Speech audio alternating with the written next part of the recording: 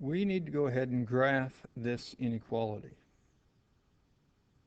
To graph this inequality, we're going to first of all make ourselves a t-chart. We're going to go ahead and treat this as an equal sign and make a t-chart for this right here. You making a t-chart, you choose any values you want for x. I'm just choosing a positive, a negative, and 0. Plugging those in, we get these points. You then want to go ahead and plot those points. 2 to the left, 3 down. 0 to the left and right, 2 down. 2 to the right, 1 down. And you would then draw in your line. In this case, since it's only a less than, there's no equal to, we draw a dotted line. If there was underlined, you would then draw a solid line.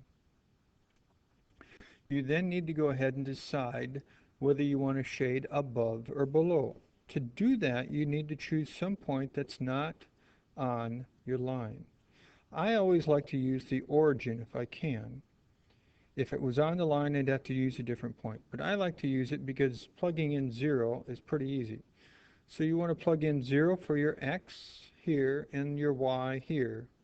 So you plug in 0, and you want to know, is that a true statement?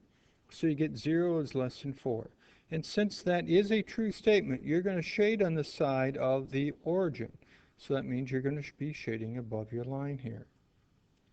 Now, a second way you could have done this problem, you want to go ahead and get y by itself. So you'd want to get rid of your x by subtracting an x. You get a negative 2y less than, subtract your x, plus your 4. Divide by your negative 2. Remember to switch your inequality sign. Which means you're going to have a y-intercept being negative 2, which we have. We're going to have a slope of being 1/2, up 1 over 2. So you go up 1 over 2, up 1 over 2, or you can go the other way also. Y is greater than, so you want to be shading above, and so that's that shaded section up here. That's a second way you could have drawn your graph. Well, you know absolute value from our previous lessons is always the shape of a V. What's afterwards just shifts it up or down. So we know we're going to have a shape of a V, move 2 units down. So that's what we have over here. It's a solid line for your V because it's a less than or equal or greater than or equal to. Equal to means you're going to have a solid line. Since it's y is greater than, that means you need to shade above that blue line.